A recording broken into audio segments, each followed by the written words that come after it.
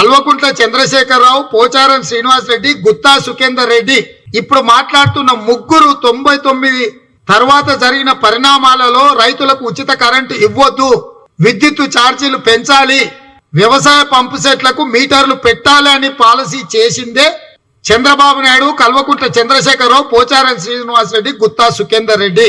వీళ్ళందరూ కలిసిన చేసిన విధానాలకు కాంగ్రెస్ పార్టీ, కమ్యూనిస్టు పార్టీలు కలిసి ప్రజా ఉద్యమాన్ని చేపట్టి రైతుల పక్షాన నిలబడి అసెంబ్లీ ముట్టడికి పిలిపిస్తే ఆ ప్రభుత్వం ఈనాటి చంద్రశేఖరరావు, పోచారం శ్రీనివాసరెడ్డి, గుత్తా సుఖేందర్ రెడ్డి ఇచ్చిన ఆదేశాల మేరకు కాల్పులు జరిపితే రైతులు చచ్చిపోయినరు.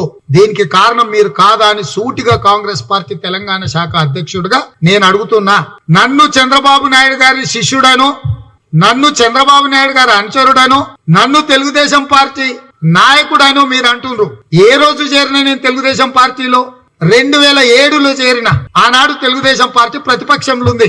నేను ఇండిపెండెంట్ శాసన మండలి సభ్యుడిగా ఎన్నికైన తర్వాత 2007 జూన్ జూలైలో నేను తెలుగుదేశం పార్టీలో చేరినా. కానీ 94 నుంచి 2004 వరకు అధికారంలో ఉన్నప్పుడు పూర్తి స్థాయిలో అధికారాన్ని అనుభవించి చంద్రబాబు నాయుడు గారి చేత ఈ అన్ని నిర్ణయాలు చేపించింది చంద్రశేఖరరావు, పోచారం శ్రీనివాసరెడ్డి, గుత్తా సుఖేందర్ రెడ్డి.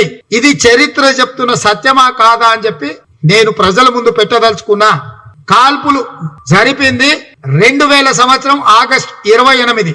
ఆ తర్వాత కూడా డిప్యూటీ స్పీకర్ గా ఉన్న చంద్రశేఖరరావు మంత్రి పదవి కోసం చంద్రబాబు నాయుడు చెప్పులు మోసే స్థాయికి దిగజారిండు. అయినా చంద్రబాబు నాయుడు గారు కనికరించలేదు. ప్రతిరోజు చంద్రబాబు నాయుడు గారు చెప్పులు మోయడానికి ఆయన ఇంటి చుట్టూతో తిరిగినప్పుడు ప్రత్యక్ష సాక్షి, ప్రధానమైన సాక్షి లేడు, చనిపోయాడు. బెజ్జల గోపాలకృష్ణారెడ్డి గారు, శ్రీకాళహస్తి శాసనసభ్యుడు, మాజీ మంత్రివర్యుడు, సోమిరెడ్డి చంద్రమోహన్ రెడ్డి, తుమ్మల నాగేశ్వరరావు, మండవ వెంకటేశ్వరరావు, వేమూరి రాధాకృష్ణ, ఈ 5 మంది ప్రత్యక్ష సాక్షులు. రోజు ఈ 5 మంది ముందు వాళ్ళ చుట్టూతో ప్రదక్షిణలు చేసి ఒక్కసారి చంద్రబాబు నాయుడు గారికి నాకు అపాయింట్మెంట్ ఇప్పించండి, నేను ఆయన కాళ్ళు పట్టుకుంటా అని చెప్పి వేమూరి రాధాకృష్ణ, మండవ వెంకటేశ్వరరావు, తుమ్మల నాగేశ్వరరావు, బొజ్జల గోపాలకృష్ణారెడ్డి, సోమిరెడ్డి చంద్రమోహన్ రెడ్డి దగ్గర ప్రదక్షిణలు చేసింది చంద్రశేఖరరావు. 9 నెలలైనా చంద్రబాబు నాయుడు అపాయింట్మెంట్ ఇవ్వకపోవడం వల్ల అప్పటికి గోపాలకృష్ణారెడ్డి గారికి కూడా మంత్రి పదవి రాలేదని కొంత బాధ ఉండే. పదే చంద్రశేఖరరావు వచ్చి ఏడుస్తుంటే టిఆర్ఎస్ పార్టీ మొట్టమొదట జెండాలు ప్రింట్ చేసుకోవడానికి, పార్టీ సభ్యత్వ పుస్తకాలు ప్రింట్ చేసుకోవడానికి ఆ రోజుల్లో ₹1 కోటి బొజ్జల గోపాలకృష్ణారెడ్డి కేసీఆర్ కు ఆర్థిక సాయం అందించిండు. నీ తెలంగాణ రాష్ట్ర సమితికి మొట్టమొదట పెట్టుబడి ఇచ్చింది, నీతో పార్టీ పెట్టించింది గోపాలకృష్ణారెడ్డి గారు. ఆంధ్ర వాళ్ళు ఇచ్చిన సొమ్ముతోని పార్టీ పెట్టి 2001 ఏప్రిల్ 27 నాడు నువ్వు పార్టీ పెట్టినావు. నువ్వు 2021 ఏప్రిల్ 21 నాడు తెలుగుదేశం పార్టీకి రాజీనామా చేసినావు. హరీష్ రావు, నువ్వు అప్పుడు పాలిటెక్నిక్ కాలేజ్ చదువుకునేటప్పుడు కాలేజీకి వచ్చి ఇంటికాడ ఉండి కేసీఆర్ ఇంట్లో ఫోన్లు కలిపేటోని, టెలిఫోన్ ఆపరేటర్ జాబ్ చేసేది. నువ్వు మర్చిపోయినావు కానీ నాకు గుర్తుంది, నీకు గుర్తు చేస్తున్నా. ఆ రోజుల్లో శత విధాల చంద్రబాబు నాయుడును ప్రసన్నం చేసుకొని మంత్రి కావాలని ప్రయత్నం చేస్తే నీ బుద్ధి, నీ ఆలోచన తెలిసి చంద్రబాబు నాయుడు గారు చంద్రశేఖరరావుకు మంత్రి ఇయ్యలే. దీని వెనకాల నేపథ్యం ఉంది. ఇంకా పెద్దలు చిన్నారెడ్డి గారు ఇక్కడనే ఉన్నారు. 99లో కాంగ్రెస్ ప్రధాన ప్రతిపక్షంలో 90 మంది ఎమ్మెల్యేలు ఉన్నప్పుడు 42 మంది తెలంగాణ ఎమ్మెల్యేలతోని ఇవాళ ఇంద్రకరణ్ రెడ్డి కూడా ఆ పార్టీలో మంత్రిగా ఉన్నాడు.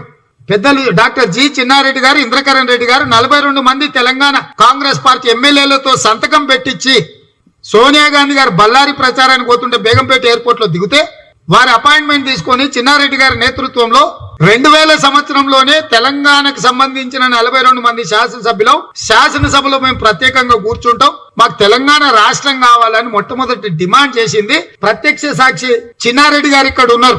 ఆ వినతి పత్రం తర్వాత వనపర్తిలో మొట్టమొదటి సభ పెట్టిండ్రు కాంగ్రెస్ పార్టీ పక్షాన తెలంగాణ రాష్ట్ర డిమాండ్ మీద. 10,000 మంది వస్తారనుకుంటే ఆయన స్వచ్ఛందంగా 50,000 మంది వచ్చి తెలంగాణకు మేము అండగా నిలబడ్డామని 2000 సంవత్సరంలో జరిగింది. ఇది చరిత్ర. ఈ చరిత్రకు నిలువెత్తు సాక్ష్యాలు ఇంకా మన మధ్యలోనే ఉన్నారు. కొందరు మా దగ్గర ఉంటే కొందరు మీ దగ్గర ఉన్నారు. మీ దగ్గర ఉన్న వాళ్ళు మీ ఒత్తిడితో నీ నోరు తెరవకపోవచ్చు, కొంతమంది నీకు అనుకూలంగా మాట్లాడవచ్చు, కొంతమంది మౌనంగా ఉండొచ్చు. కానీ జర్నలిస్టులుగా నిష్పక్షపాతంగా మీరు ఒక విశ్లేషణ తీసుకురండి. ఇది మా ఎన్నికల మేనిఫెస్టో 99 2000 సంవత్సరం ఆగస్టు 28 నాడు కాల్చి చంపిన సంఘటన. ఆ రోజు పోచారం శ్రీనివాస్ రెడ్డి, గుత్తా సుఖేందర్ రెడ్డి, కల్వకుట్ల చంద్రశేఖరరావు చంద్రబాబు నాయుడుతో అంటగాగి బషీర్బాగ్ లో కాల్పులు జరుగుతుంటే ముఖ్యమంత్రి కార్యాలయంలో అసెంబ్లీలో చంద్రబాబు నాయుడుతోని వీళ్ళు సమాలోచనలో కూర్చున్నారు. డీజీపీకి ఏం ఆదేశాలు ఇప్పించిండ్రు, టాస్క్ ఫోర్స్ పోలీసులకు ఏం ఆదేశాలు ఇప్పించిండ్రో వాటన్నిటి గురించి చర్చ చేద్దాము. ఆ తర్వాత కూడా 9 నెలలు అదే తెలుగుదేశం పార్టీలో చంద్రబాబు నాయుడు పంచన చేరి చెప్పులు మోసైనా సరే మంత్రి పదవి సాధించుకోవాలని కుటిల చింతన చేసిందే చంద్రశేఖరరావు. అయినా కూడా చంద్రబాబు నాయుడు గారు నిన్ను క్షమించక చెప్పులు మోయడానికి కూడా నీకు అవకాశం ఇవ్వకపోతే చివరికి గోపాలకృష్ణారెడ్డి గారి ఆర్థిక సాయంతో తెలంగాణ రాష్ట్ర సమితి పార్టీ పెట్టినవు. ఇలా నాకు తెలిసి మండవ వెంకటేశ్వరరావు గారు మౌనంగా ఉంటారు, రాధాకృష్ణ గారు రాజకీయాల్లో లేరు కాబట్టి చెప్పకపోవచ్చు, గోపాలకృష్ణారెడ్డి లేరు చనిపోయినరు కాబట్టి నీకు ఆధారం ఉండకపోవచ్చు, తుమ్మల నాగేశ్వరరావు గారు రేపటి ఎన్నికలలో ఏదైనా అవసరం ఉంటుందని కొంచెం అట్టిటికి ఏదైనా మాట్లాడొచ్చు, సోమిరెడ్డి చంద్రమోహన్ రెడ్డి అక్కడ బతికే ఉన్నాడు.